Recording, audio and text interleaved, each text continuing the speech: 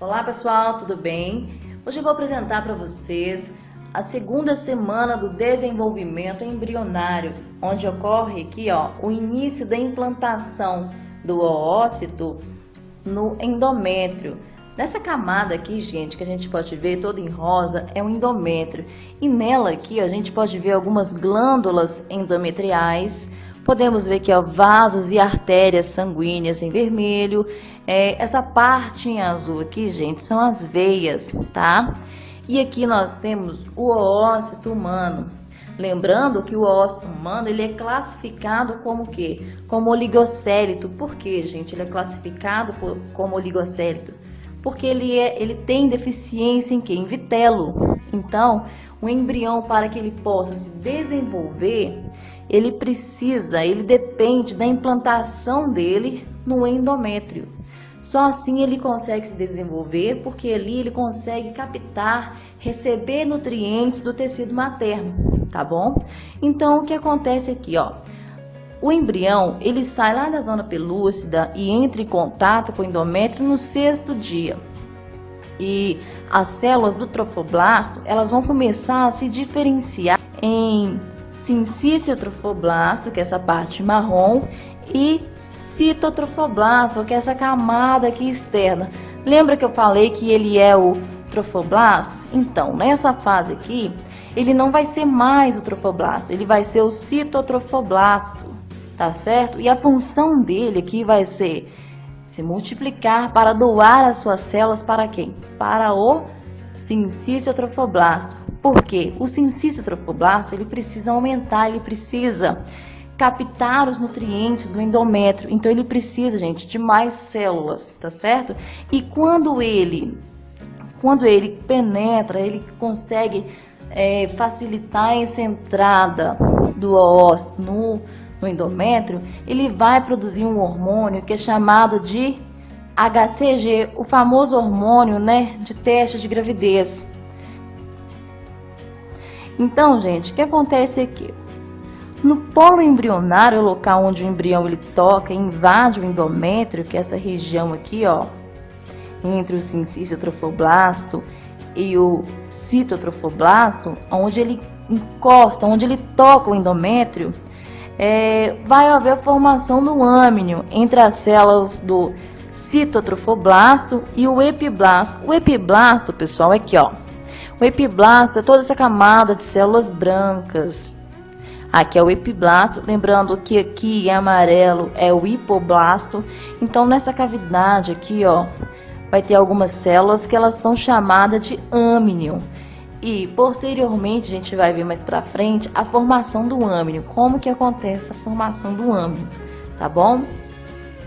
A gente está vendo aqui essa imagem, que é a formação do mesoderma extraembrionário, que o mesoderma extraembrionário, gente, que é essa parte em vermelho aqui que surgiu, internamente ao citotrofoblasto, ele vai ser muito importante para quê? Ele vai ser muito importante para a formação do âmnion, que vai ficar nessa parte superior aqui, entre o epiblasto, e vai ser importante também para a formação do saco vitelínico, porque ele vai também ser o revestimento dele aqui, na parte externa do saco vitelínico, tá? Então ele vai ser essa proteção. Mais para frente, gente, a gente consegue ver aqui, que aparecem pequenas cavidades. Essas cavidades são chamadas de celoma. Esses celomas aqui são formados e à medida que o embrião ele vai se desenvolvendo, essa cavidade que ela se torna em uma só. O âmnio, gente, ele é revestido agora por essas células que eu comentei anteriormente, São revestidas por essa camada do mesoderma. Agora, o âmnio que fica aqui dentro, as células amnióticas, elas vão se formar a partir do epiblasto, tá? Então, elas são derivadas, sim, do epiblasto e elas são responsáveis pela produção inicial de líquido amniótico. Então, nós podemos ver nesse desenho aqui, que aqueles celomas, eles viraram só uma cavidade, tá certo? Então, essa cavidade, ela está presente aonde? No mesoderma extraembrionário. E ela vai causar a divisão, gente, do mesoderma extraembrionário em duas lâminas. Uma lâmina mais externa, que ajuda a formar o córion, e a outra mais interna, que vai ajudar a formar o saco. Existe agora no mesoderma extraembrionário uma região que não sofreu cavitação, que é essa região aqui, ó. O que vai acontecer? Essa região aqui, ela vai ser conhecida, ela vai ser chamada de pedículo do embrião, ou pedículo mesodérmico. O córion, gente, ele é um anexo embrionário.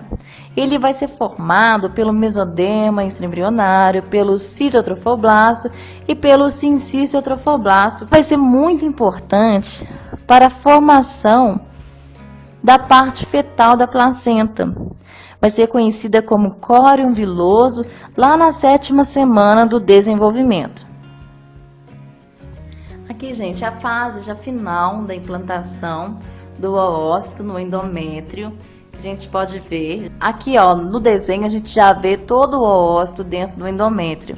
Então, vamos observar aqui que nós temos 3 anexos embrionários.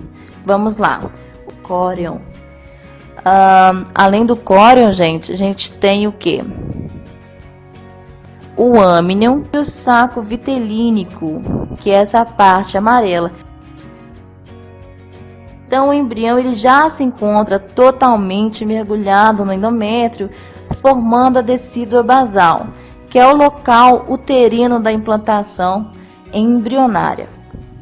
Então, envolvendo todo o embrião, temos uma parte do endométrio chamada de decídua capsular.